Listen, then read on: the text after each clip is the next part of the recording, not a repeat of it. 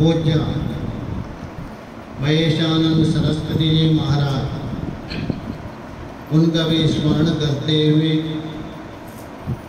मंच में विराजमान वंदनीय पूजनीय संत प्रेमी इस सभा के अध्यक्ष ब्रह्मेशानंद सरस्वती जी महाराजों, आप लोग श्रवण कर रहे थे गुरु तत्व को लेकर। गुरु एक ऐसी तत्व है, उसके बिना ना कोई शास्त्र चलेगा ना संसार चलेगा, दोनों भी देखें। गुरु में 4 अक्षर मानते हैं, 2 व्यंजन और 2 स्वर, 2 उकार है और गकार और है। एक शाक्त तरंगिणी नाम का एक ग्रंथ है, उसमें वर्णन किया है। गकारः सिद्धिदः प्रोक्तः, रेपः पापस्य नाशकः, उकारो शंभुरित्युक्तः, तृतीयात्मा गुरुस्मृतः। गुरु में जो पहले जो गकार है, ये सिद्धि देने वाला। सिद्धि भी 2 प्रकार की होती है, संसार में भी चाहे तो वो भी आपको सिद्धि देंगे। यदि आप आध्यात्म की ओर जाना चाहते हो वो भी सिद्धि मिलेगी। एक गकार एक अक्षर में। उसके बाद जो गुरु में जो रेप है रखा, रेपः पापस्य नाशकः, आपका जितना भी जो पाप है वो नष्ट हो यदि भावपूर्वक श्रद्धा पूर्वक गुरु का स्मरण करते। और दोनों उकारों को मिलाकर एक मान लिया, उकारो शंभुरित्युक्तः, ये शंभु है भगवान शिव स्वरूप है। तृतीयात्मा गुरुस्मृतः, इसलिए गुरु में तीनों पढ़ सिद्धि देने वाले भी है, पाप नाश करने वाले हैं, मोक्ष देने वाले शंभु भी है। ऐसा शाक्त तरंगिणी में। और सावित्री जी बता रहे यमराज से, सावित्री का नाम आप लोग सुने ही होंगे, सत्यवान और सावित्री यमराज को बता रहे। पितुः शतगुणः पितुः शतगुणः मातः गौरवेति च निश्चितः, मातुः शतगुणः गुरुः ज्ञानदातः गुरु प्रभु। संसार में पिता वंदनीय माना जाता है, क्योंकि सबसे पहले वही माता माना जाता है। हर एक व्यक्ति सबसे पहले पिता के गर्भ में ही रहते हैं, ऐतरेय उपनिषद में बताते हैं। इसलिए पिता वंदनीय माना। हे यमराज, किंतु पिता से 100 गुणा माता श्रेष्ठ है, गौरव है, पूजनीय है, वंदनीय माना जाता है। मातुः शतगुणः, माता से भी 100 गुण है, गुरु को माना जाता है। कौन सा? ज्ञानदाता। और वहां महाभारत में भीष्म पितामह बता रहे, स्पष्ट बता रहे युधिष्ठिर को, गुरु जो माता और पिता से श्रेष्ठ है वो ही जन्मन्येवा उपयुज्यते। हे युधिष्ठिर, माता पिता है, वंदनीय है, किंतु केवल जन्म के प्रति ही कारण बन गए ना। आचार्य शिष्ट या जाति स दिव्य अजर अमर, जो गुरु ने उपदेश किया उससे आप अजर अमर स्वयं परमात्मा स्वरूप। इसलिए गुरु की बहुत महत्व है, गुरु का वर्णन नहीं कर सकते। गुरु के शरण में जाएंगे, गुरु कृपा आदि सुना रहे थे सर्वज्ञ, आपका क्या कार्य नहीं होगा। यदि श्रद्धा पूर्वक गुरु के शरण में गए, आपके कोई कार्य रोक नहीं सकते। जैसे एक सद्गुरु थे और उनके एक शिष्य भी थे, गुरु निष्ठा और गुरु भक्त थे। गुरु के वचन में कभी ननु नच नहीं बोलते थे, जो गुरु आदेश देते थे वैसा ही। एक बार शिष्य और गुरु दोनों यात्रा में निकल गए, दूर जा रहे थे दूसरे गांव, पैदल जा रहे थे। जाते जाते बहुत दूर हो गया। शिष्य ने कहा, गुरुदेव हम पैदल चलते चलते बहुत दूर आ गए, आप थक गए होंगे, थोड़ा आराम कीजिए। वास्तव में गुरुदेव थक गए थे। गुरु नहीं, गुरु का शरीर जिसमें गुरु तत्व प्रकट हो। उन्होंने कहा, शिष्य बिल्कुल ठीक कहा है, मेरा शरीर थोड़ा थका है, थोड़ा आराम करना चाहिए। गुरु जी लेट गए। शिष्य ने कहा, गुरुदेव मेरे जंगल में आप सिर रख के सो जाओ। गुरु जी सो गए, वहीं उनको थोड़ी निद्रा आ गई, आराम भी हो गया। शिष्य बैठे हैं, ध्यान कर रहे। उठने के बाद देखते हैं शिष्य बैठे हैं। उन्होंने सोचा, मैंने तो आराम तो किया, इनको भी तो आराम चाहिए। शिष्य को कहा दिया, शिष्य मैंने तो आराम किया हो, थोड़ा तू भी आराम करो।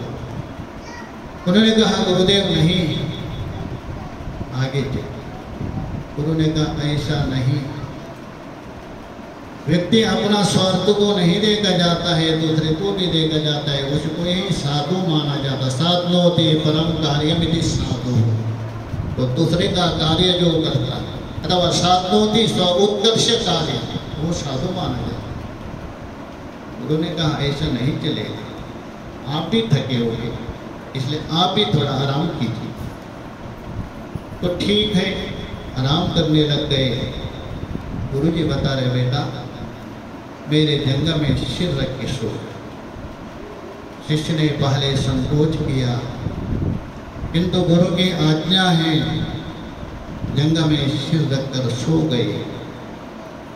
देखते देखते एक विलक्षण घटना घट जाती है।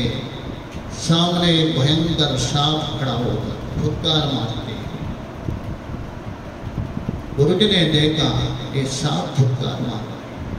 पहुंचे हुए महापुरुष थे। उन्होंने कहा, ये तक्षक राज, तो क्या करना चाहते हैं, यह क्यों आ गए? उतने में वो तक्षक बोल पड़ा, क्योंकि इतने बड़े पहुंचे हुए सद्गुरु थे, उनके सामने बोल पड़ा, महाराज ये जो आपका शिष्य है मेरा शत्रु है, जन्मांतर है, उसका मैं बदला लेने के लिए आया हूँ, उसका मैं खून पीने के लिए आया हूँ, उसका मुझे खून पीना है। किंतु क्या करे, अभी वो आपके गोद में सोया है, इसलिए उसको नीचे रख दीजिए, मैं उसको उसका खून पीकर मैं बदला लेना चाहता हूँ। गुरु जी ने सोचा, आज को जाएगा, आगे कभी ना कभी वापस अवश्य आएगा, क्योंकि समय हो रहा था, गुरु जी को भी मालूम पड़ा। उन्होंने कहा, आपको खून ही चाहिए ना, खून देने से आप वापस जाएंगे? बिल्कुल। उतने में गुरु जी ने उसको नीचे रखा, अपने हाथ में एक चाकू दी, शिष्य के छाती में पैर रख दिया और चाकू उठाकर उसके हाथ में चाकू मारा। खून आ गया और सर्पराज को कहा, मुझे खून चाहिए ना, ले ये लो, यहाँ से चल, आगे नहीं आना, यदि आ गया है तो मैं शाप देकर भस्म करें। आपका जो वचन है, आपकी जो प्रतिज्ञा है पूर्ण हो गई, चल जाओ। प्रणाम करके चल जाओ। उसके बाद शिष्य भी उठ गए। गुरु जी ने पूछा, बेटा मैं आपकी छाती में पैर रखकर हाथ में चाकू लेकर आपको मार रहे, क्या आपको भय नहीं लगा? तो उन्होंने कहा, गुरुदेव जिसके शरण में जाने से यमराज भी भयभीत होता है, मैं आपके शरण में आया, आपसे कैसे भयभीत हो जाऊं? आप सब भय हटाने वाले, क्यों भय होगा? आप कभी मेरा अहित नहीं करेंगे, मुझे विश्वास। तो कहने का मतलब, गुरु के शरण में यदि आप जाएंगे, आपका कार्य कोई रुकता नहीं, सच्चे भाव से। इसलिए गुरु के बिना ना तो ये संसार में चलेगा, ना आध्यात्मिक ही चलेगा। आप लोग धन्य हैं, सदगुरु के शरण में आए। पूज्य महाराज जी बता रहे, नमो नारायण, ओम नमः पार्वती पतये हर हर। इसलिए बैठिए बैठिए बैठिए बैठिए बैठिए। उठना नहीं, सभी बैठ। गुरु ने जो मार्गदर्शन दिया है उसी मार्ग में चलना चाहिए। और गुरु के जो स्थान में बैठे हैं पूज्य महाराज, वो भी गुरु का स्वरूप है। लेकिन गुरु कोई शरीर नहीं होता, ये भूल है। इस शरीर में वो तत्व प्रकट हो गया, इसलिए उसको गुरु माना जाता है। शरीर भी वंद्य है, पूजनीय माना जाता है, शरीर कोई गुरु नहीं है। और वही गुरु तत्व पूज्य महाराज के शरीर में वही काम करना है।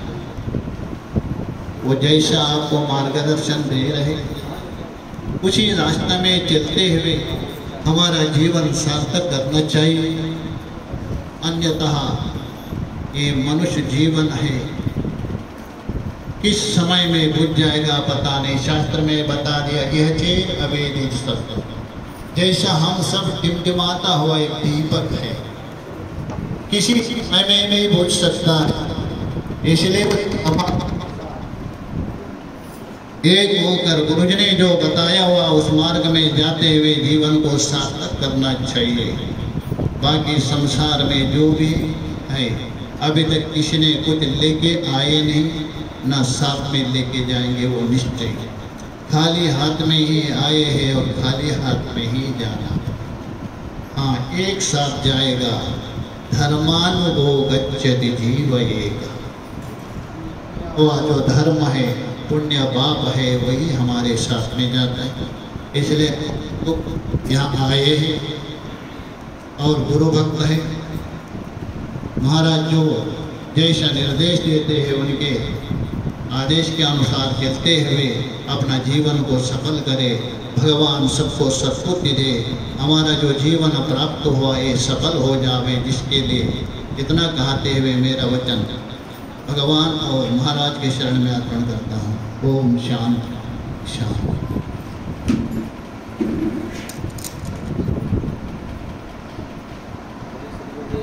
भगवान की बोले, श्री गुरुदेव भगवान की।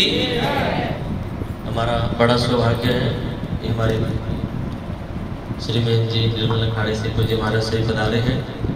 हम उनके चरणों में बार बार प्रणाम करते हैं और अंतिम में पूज्य महाराज श्री का हम लोग आशीर्वाद लेंगे। उससे पूर्व हमारे परम पूज्य परमादरणीय गुरुकल्प स्वामी ब्रह्मेशानंद सरस्वती जी महाराज